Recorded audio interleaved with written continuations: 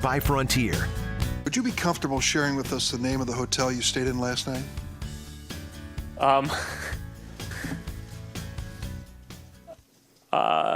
No.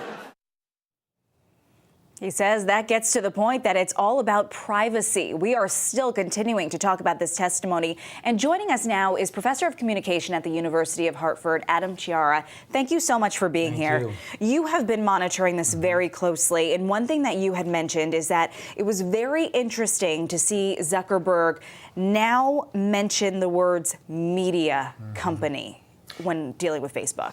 Yes, I mean, Zuckerberg and Facebook's stance has always been it's a technology company. And there's a big distinction, they say. Technology company means, hey, we're just the platform that delivers this content. We're not responsible for the content. That's been what they've been saying since the creation of Facebook. But yesterday was the first time that Zuckerberg said, you know what, we are responsible for the content. He didn't go as far as to say that he's a publisher, but he said we're responsible. And that opens the door now, can there be more regulation? Because they're saying, yeah, we're responsible for what's on there. That question of regulation is obviously going to be a big one now and moving forward.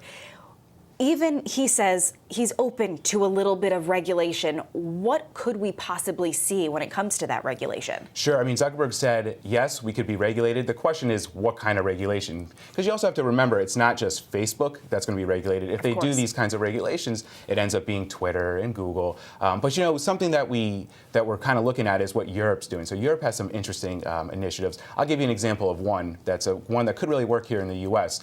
So we've signed into apps for Facebook. You might sign into a game using Facebook, or let's say I'm going to use the example of a weather app. So you sign into a weather app using Facebook, and what Facebook says is, or what that app says, all right, we're going to take your information for everything, your photos, your contacts, and they get all your information. What this Europe law is saying is, all right, well, the app can only take the information that it needs. So let's go back to this weather app, right? Okay. You sign up for this weather app using Facebook, and all it really needs is your location, because they just need to know, is it going to snow in your area, right? Right. So that's the only information that app can take, and that Facebook can have. It can't take everything else, which is what apps are doing right now, and which is what Facebook is collecting right now.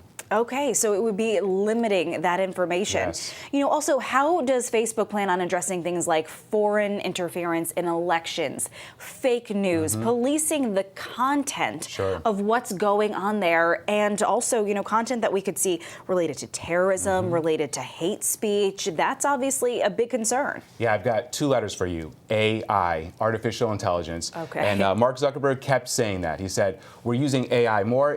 First of all, his argument was, we didn't have AI when we created this in 2004. We didn't have these automated bots to be able to try to find this content at a rapid pace, because obviously humans have to go and comb through all this, and they don't have the time necessarily to be able to get through everything. AI allows us to do this, at an incredible speed. So they're going to be using AI. They're already using it, and they want to use it even more to be able to proactively find this content as opposed to reflectively, going back after the fact and saying, all right, we saw this was posted a week ago, and now we got to take it down. But if you think about it, that's how they're going to combat terrorism. That's how they're going to combat hate speech. Of course, the caveat with this is, could some of that speech that is free speech get mixed up in this, because AI is still a robot, right? It still doesn't have that same intuition that a human has.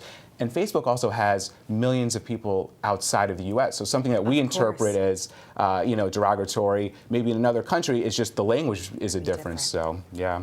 All right, so we're going to wait to see a lot more today in that testimony as well. Thank you so much for being here with us. I appreciate it. Thank you.